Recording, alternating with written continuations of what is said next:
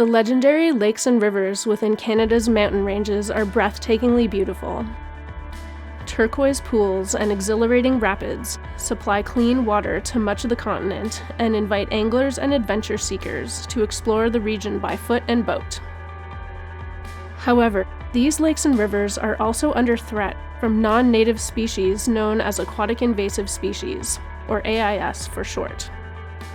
Examples of AIS include Eurasian milfoil, zebra mussels, northern crayfish, and the parasite that causes whirling disease.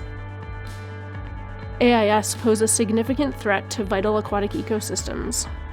They disrupt and irreversibly harm aquatic habitat, threaten vulnerable species at risk, and limit access to lakes and rivers. Some AIS, like zebra mussels or Eurasian milfoil, damage infrastructure, boat motors, and fishing equipment. AIS can also spread downstream beyond park boundaries through interconnected river systems. Unfortunately, AIS have been detected in several Parks Canada places. In 2016, whirling disease was found in Johnson Lake in Banff National Park. In 2023, whirling disease was detected in Emerald Lake in Yoho National Park, the first detection of its kind in British Columbia, and the Kicking Horse River. Whirling disease can have a mortality rate of up to 90% in young fish. It poses a serious threat to salmon and trout species. Within the mountain national parks, AIS has affected fish populations, closed access to lakes and rivers, and cost millions of dollars to combat.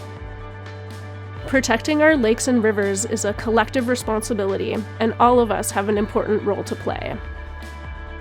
The best way to stop the spread of AIS throughout mountain lakes and rivers is prevention.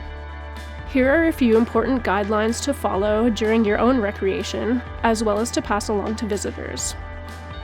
Never release aquarium pets, water garden plants, live bait, or creatures into any natural water body, streams, lakes, or ponds. Releasing any organism into a body of water is illegal and could potentially launch an AIS invasion. Don't let it loose. The most effective method of prevention is to clean, drain, dry.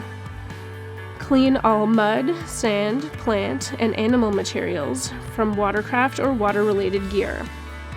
This includes boats, paddleboards, fishing gear, and water toys, including inflatables.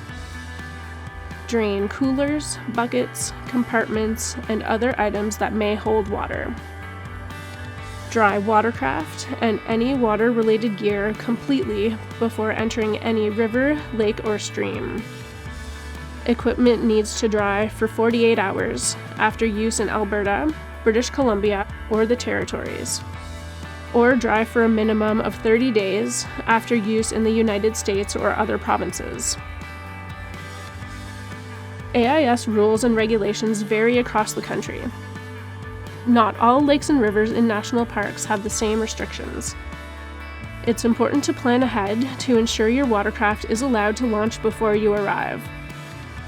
Before entering lakes and rivers, always check for restrictions or closures. Unfortunately, the spread of AIS can have dire and irreversible consequences for lakes and rivers. It's important to understand that our actions have consequences, and that we can prevent the spread of AIS with a few simple steps. For more information, visit the Parks Canada website